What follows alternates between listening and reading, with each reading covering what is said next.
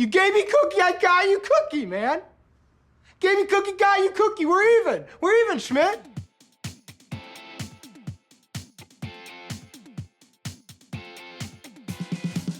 Number 10. Mumbling.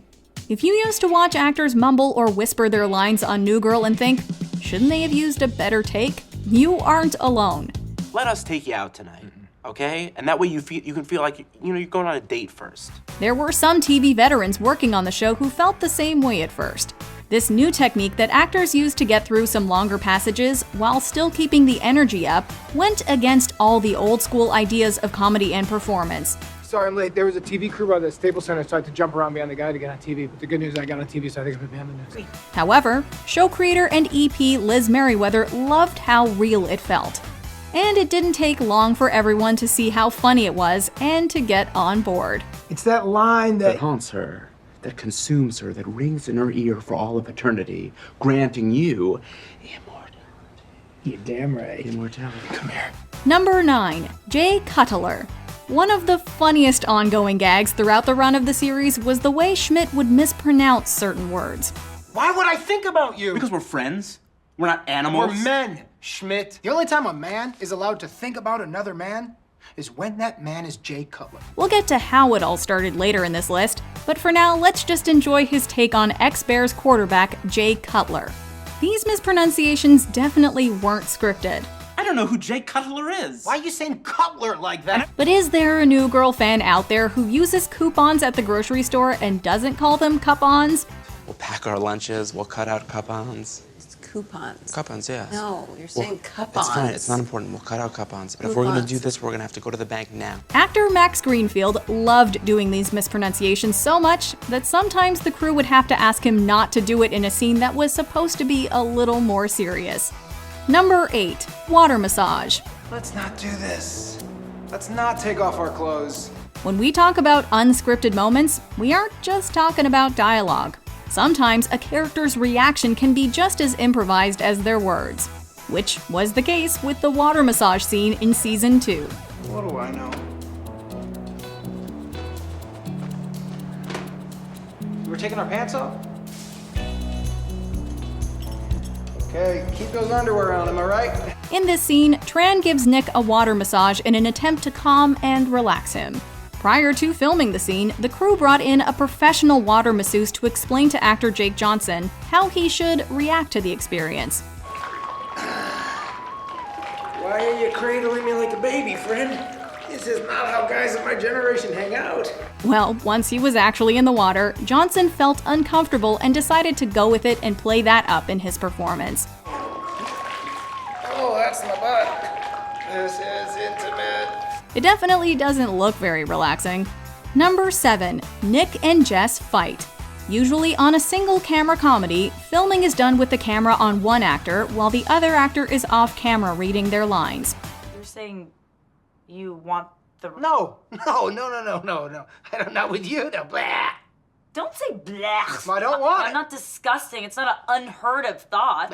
New Girl, however, used a cross-coverage technique that had multiple cameras filming at all times, allowing the actors to feel more engaged and comfortable improvising without fear of stepping on each other's lines. Out of curiosity, why do you think that, though? Because you drive me nuts, Miller. Because you're always sighing like you're the president of the United States and you have to decide whether we're going to war or not. I sigh because you sing about everything. I do and I not. hate it. This free flow is often best seen during fights, like the one between Nick and Jess in Season 2. As Max Greenfield has said in the past, when it does get crazy and really over each other, and it really does feel like, what are these guys doing? There's no way that this is scripted. It's probably not. You're cheap. You are so cheap. cheap. You never ever put money in any tip jar. Ever. What are I've you never seen talking you about? ever do that. Last week when we went to the coffee You shop. put nickels in the tip jar. You know what a jar Nickels. is in my business? Nickels are it's just worse a than little no boy money. saying, It's an "Love insult." me, give me a tangent. You're a bartender. Number 6. True American. So it's 50% drinking game, 50% life-size candy lane. If you still don't quite understand how to play the true American drinking game, don't feel bad. The actors don't know either, and neither do the writers. And remember, everything you hear in True American is a lie, knock on wood. And it starts with a shotgun tip-off, okay? The game made its first appearance on the show in episode 20 of season 1. And according to actor Lamorne Morris, who plays Winston, the scene was pretty much all improvised. Quote, "We made it up completely." 1, 2, 3, 4, JFK!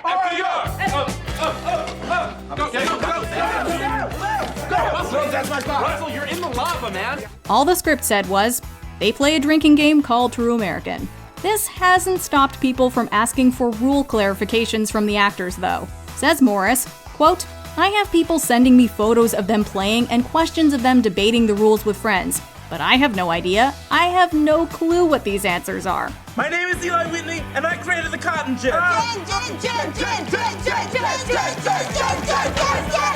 Number 5. Chutney. The first time actor Max Greenfield improvised a mispronunciation was in episode 5 of the first season, with the word chutney. Love mango chutney. Really any type of chutney. When he did it, it made show creator Liz Merriweather laugh. Quote, "And when you get Liz to laugh," said Greenfield, "it makes you feel really nice. It's a very good sign." So when she started laughing, I was like, oh, I guess I have the green light to do this whenever I want. And he didn't wait very long either, because 2 episodes later, Schmidt was arguing with Nick over a broken turtlet. A scissor. Really, Schmidt? Yeah, a scissor that you just threw in the turtlet. Number 4. Sparkles are in. The freedom the actors on the show had to improvise and talk over each other's lines, as people actually do in real life, can't be praised enough. He is too busy to plan the Boniversary, then you've got to do it. Okay, sure, I guess I could step up my game. Right? The writing on the show was great, but this free flow style, to paraphrase Emeril Lagasse, took the show up a notch. Okay, I'll try it, I'll do it. That is some good advice. Now my final bit of advice, and don't get sensitive on this. You gotta change that top. It's terrible. Another example of this is Nick's mostly improv rant at Cece in season 6, where he first tells her to change her shirt and then speaks over her dialogue, with more and more authority and volume telling her that sparkles are in. Bam! And you gotta throw sparkles on. Sparkles are in. I think my top is Sparkles are in. There's the line. You giving me fashion Sparkles advice is the are line. Number 3. Theodore K Mullins. Damon Wayans Jr. was great in the pilot episode of the show, and when he had to leave the show, there were probably a few fans who resented the new guy on New Girl, Lamorne Morris. What have you done to me, Nick? I am so happy you're back. However, if you were initially lukewarm on Winston, you surely came around after this hysterically brilliant Theodore K Mullins rant in episode 19 of that first season. Tell her, Nick. Tell her how it really goes down in apartment 4D. Oh, great Negro spiritual, please come down and loose these chains on this woman. Of course, now you're wondering how much of that rant was unscripted. Well, this was the only line in the script. I'm Theodore K Mullins, and Nick is my lover on the down low. Flesh on flesh. When the lights are off, we are all the same. Not true. Dear Lord, help me, Father. Get out of my house. Get out of my house. The rest was all Morris. Number 2, the cookie. To paraphrase Sigmund Freud, sometimes a cookie is just a cookie. Got your cookie. What'd you have, like an extra? No? But sometimes it's so much more. This was the case in the 5th episode of the 2nd season, when Nick gives Schmidt a cookie as a symbolic gesture of how much he cares about him. So you just, got me a cookie? Yeah, I was thinking about you. What do you mean you were thinking about me? What do you mean? I don't know. I was thinking about you. Thinking about you a lot, bro. Why?